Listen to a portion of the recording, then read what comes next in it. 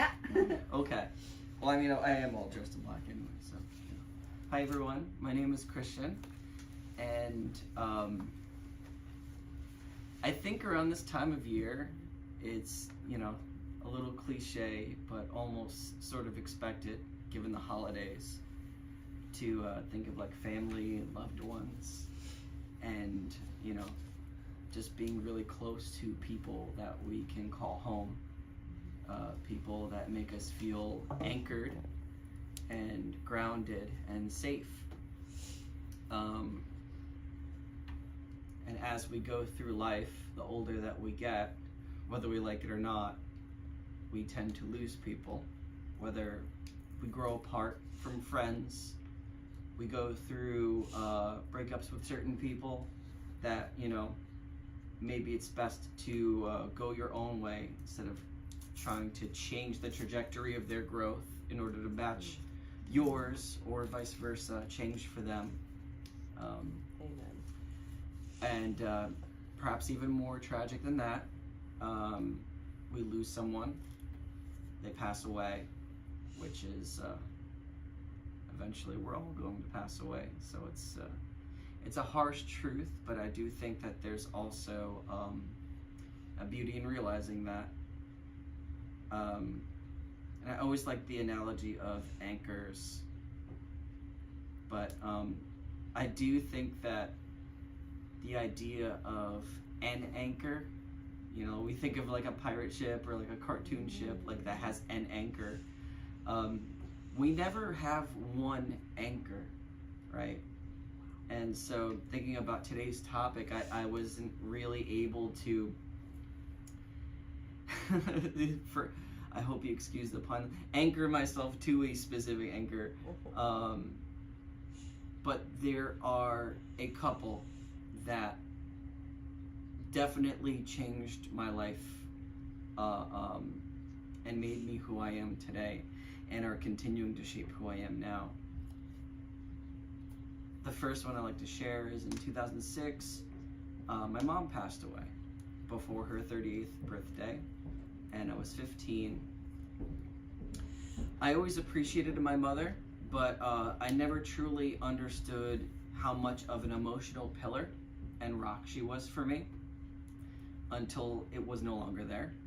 Sort of similar to how we take for granted the air we breathe, the floor or concrete that we're walking on, because it's always there. But like, one day, if for some reason the floor just went out underneath us, it would just be absolutely shocking.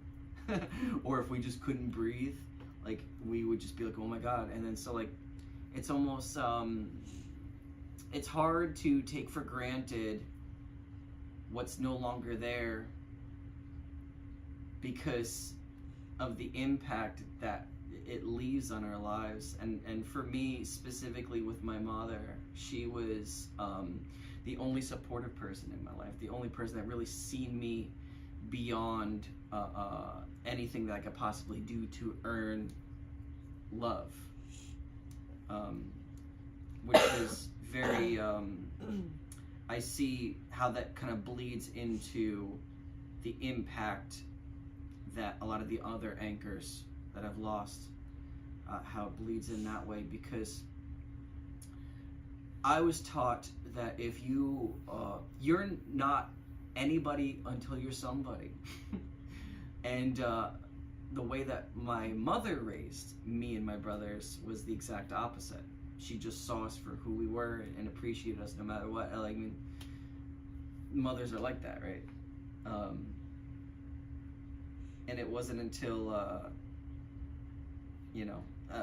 fair trigger warning, it wasn't until I was facing my own death at the time, near death, that I realized the value of my own life beyond what my mother saw. I think that it was easier for me to see my value in her eyes, and to be an asset to her or to other people in my life, as opposed to living for her. And it's almost like coming out of that near-death experience made me so much more mindful of my own mortality, my own self-worth, and not just like what that means to me, but also what I meant to her and how I can carry on that legacy and that appreciation. And so in a weird way, even though she, while she was here, was anchoring me and carrying me and holding me and just giving me that support that like every child deserves to have in this life, I think that it was her loss that really made me who I am and allowed me to break out of my shell and just not be afraid of just sharing myself with people and opening up and, you know, being creative, expressing myself. I think the second biggest anchor point that I've lost was over a period of 7 or 8 years, I was in a band that was touring for a while with people that I consider my best friends.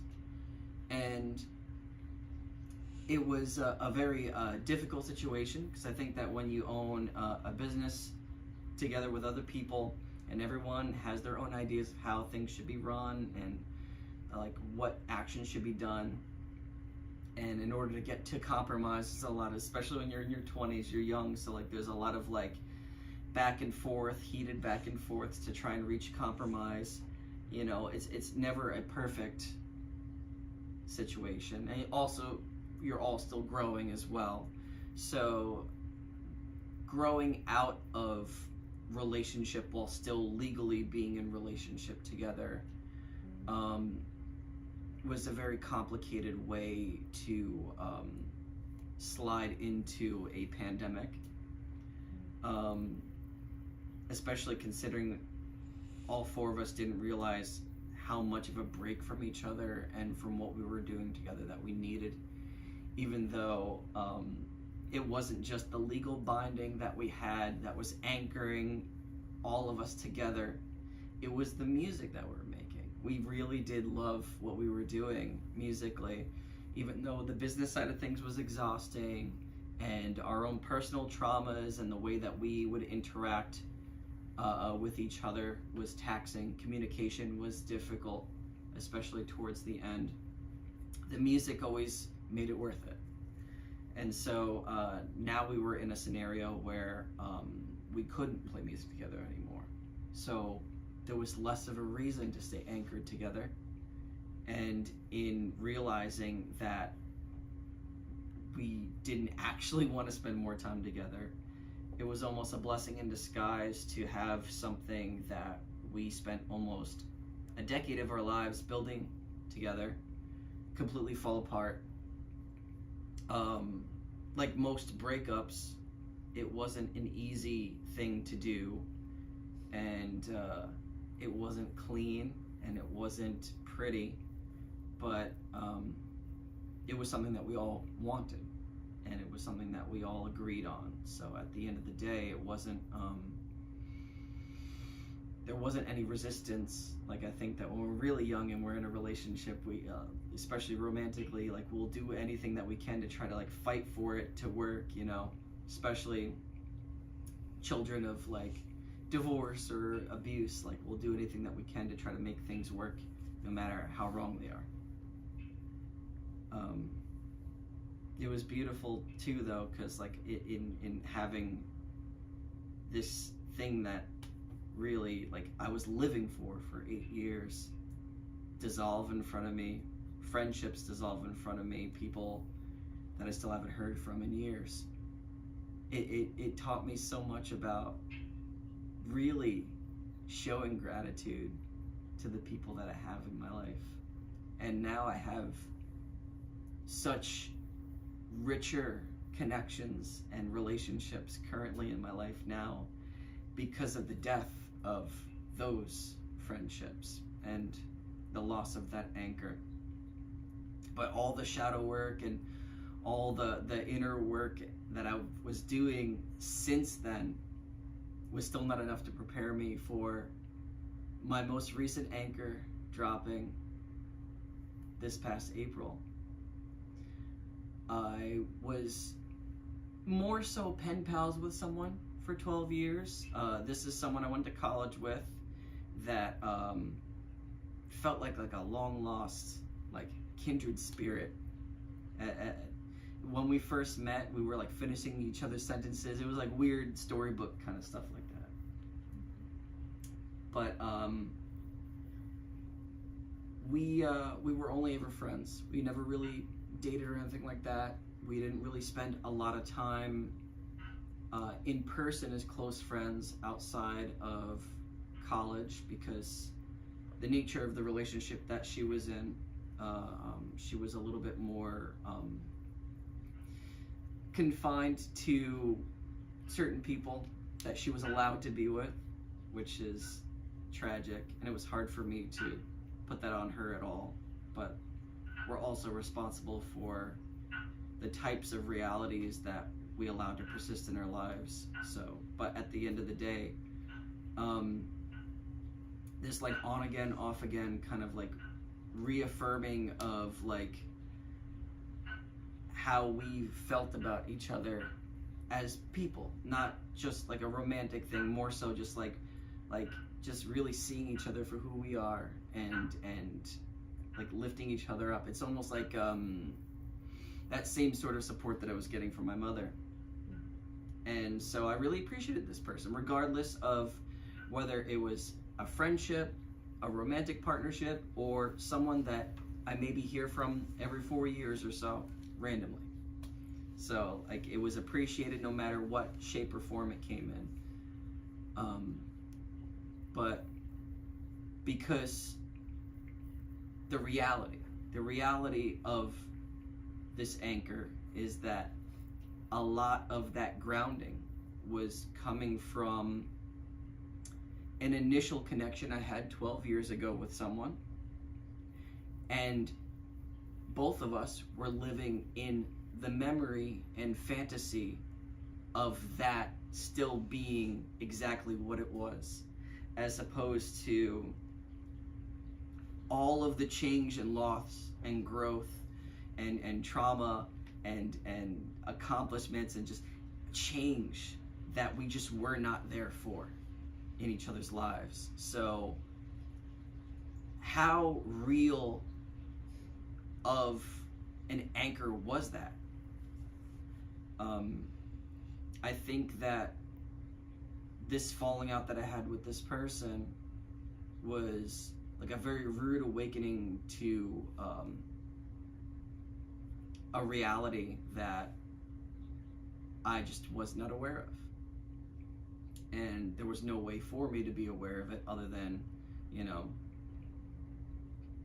just looking at it on paper, black and white, right? Like, this person has been living an entire life for 12 years, you know, and I'm not in the picture, and vice versa. Yet every time we spoke randomly, it was almost like we never left. And I think it was because we both were still anchored in 2012. We were still anchored in that young college connection that we developed. And there's still elements of who we are, no matter how much older we get.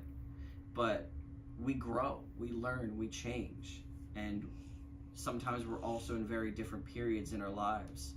So, you know, for someone to go from wanting you in their life randomly to then cutting you off is very trying to find the right word for it. It's a rude awakening, but it's also realizing, for me specifically, that let me look at how this connection was actually. And this connection always was one-sided. And so it's not just like it's sad that we had a falling out and that, you know, we're no longer friends and this is the reality that we're going to be living in, but it's also waking up to the reality too that there was a lot of narrative deception, that this anchor was kind of built on a lie, that I invested myself in something that might have been initially real, but in some ways was wrong from the start. Without getting into too much detail, I don't think that any single one of us deserves to be anyone's backup anything. A backup partner, a backup friend, a backup whatever. You know, I think that we deserve better than that. And I know I'm responsible for my own life and for me thinking that for so long that's all I was worth. That the validation that this person was giving me on their terms and the cage that I was being confined in, I was choosing to sit in. Just because that's where she wanted me to be doesn't mean that I wasn't in control of whether or not I would sit in that cage, because there was no door on the cage. So it's a rude awakening in a lot of different ways, realizing that going all the way back to my first anchor with my mom, getting that external validation from other people and feeling like I'm not good enough unless someone else shows me I'm good enough or makes me feel that I'm good enough. And how everybody else aside from my mother raised me and my family, that I need to prove myself. I need to accomplish something. I need to be something before I'm able to accept myself.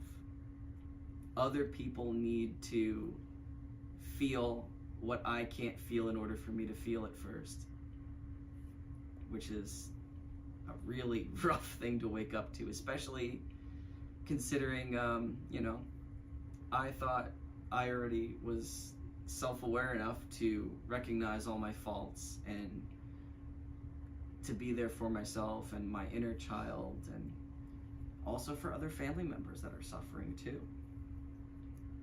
There's always another layer you can pull back. So this year's been a really rough one for me personally. And, regardless of, everyone's political ideals and stuff like that, we've been very divided as a nation. So I'm noticing the parallel of the macro and the micro for sure, and how, it seems to mirror the chaos internally. But I think that after allowing myself since April to sit in that darkness and feel lost and feel like the color drained from everything for so long, I visited my mom recently. I went to her gravesite, and I remembered that there was life before this person. There was life before the connections that I've lost along the way since she's passed away. And I still have a lot more left to live for myself and for her. And I'm not going to let this kill me. So I think that my next anchor, I'm going to work towards having that be myself. Love that. Yeah. Love that. That's my little spiel. Thank you for sharing, Christian. Thank you for sharing. Thank you for listening.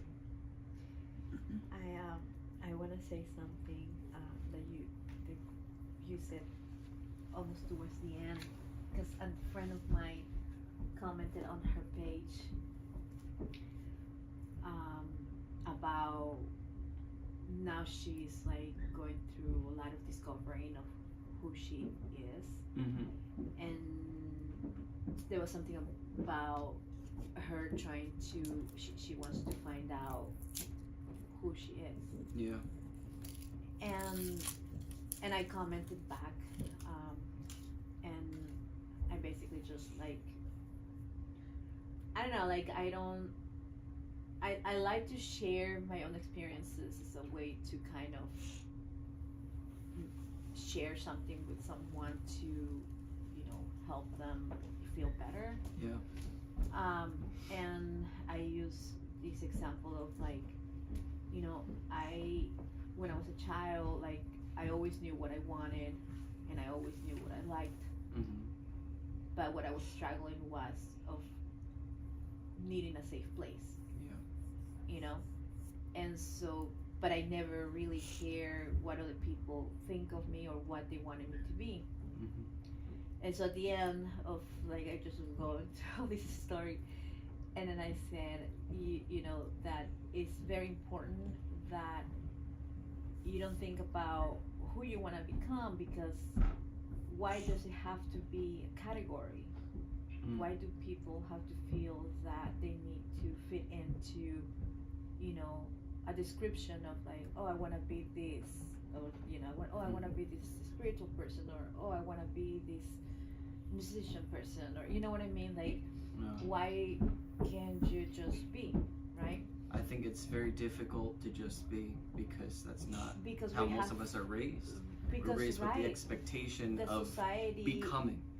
right? Because there's a lot of anxiety of people, social media and everything, and it's like, you know, if there's a way that you can just kind of like set that aside, Uh-huh. right, and just like, who the heck cares, you know, and just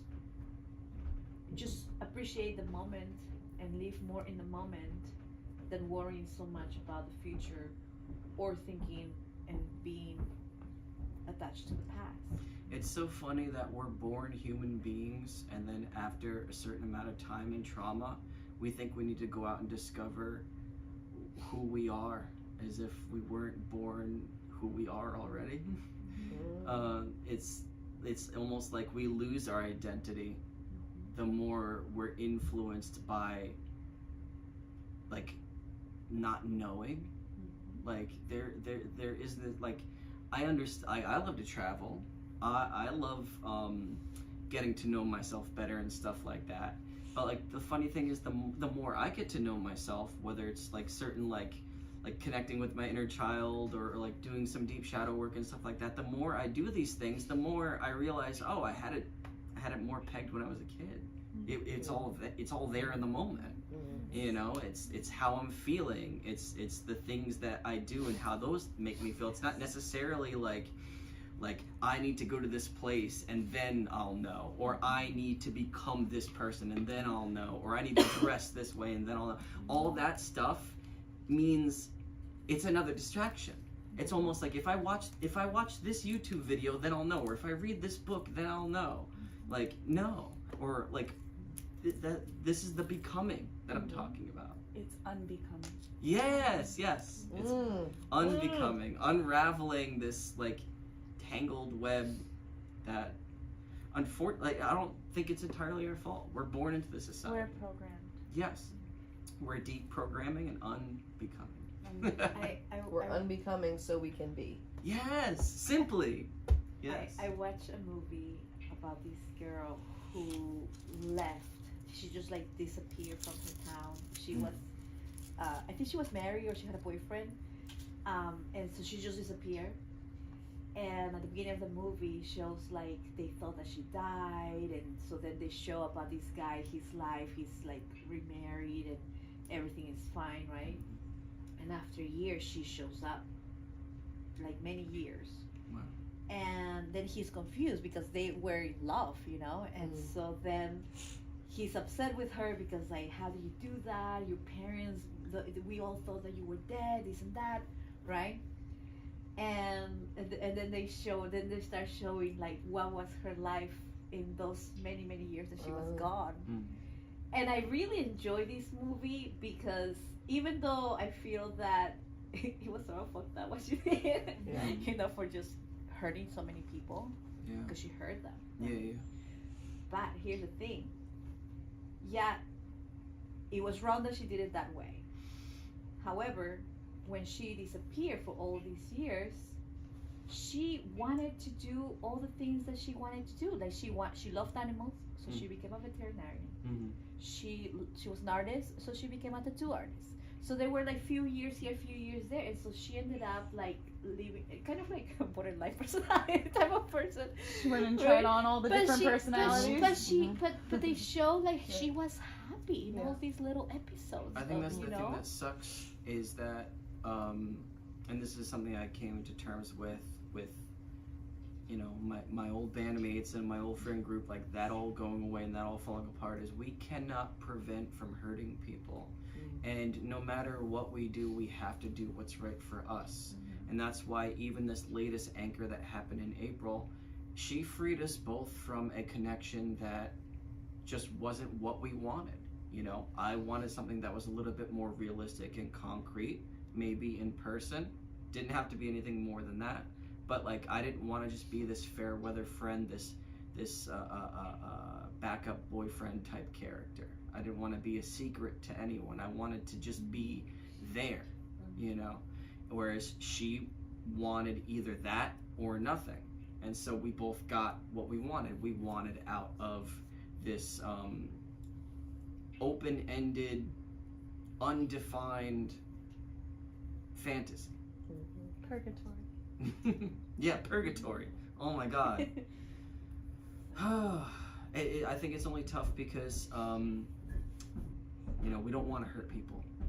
And I don't think she wanted to hurt anyone. I didn't want to hurt anyone. But like, the thing is that like, in order to do what's right for us, you're going to hurt people no matter what you do. Even if you're trying to prevent the hurt, you're probably causing more hurt too.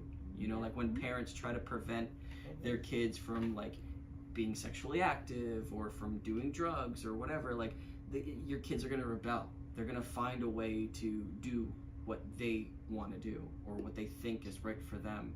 And the best you can do is just try to guide them in the right direction and hope that, you know, that things turn out okay. At the end of the day, we can't control other people. We can't control even the outcomes of our own lives that we want to happen. The only thing that we can control is our reaction to everything. And if change is the only constant, the only reality, it's better to move with it and join the dance, so to speak. As difficult as that is, right? Like sometimes we're like, oh, I like where I'm living. I like this relationship. I like that. I want this to stay. It's not gonna.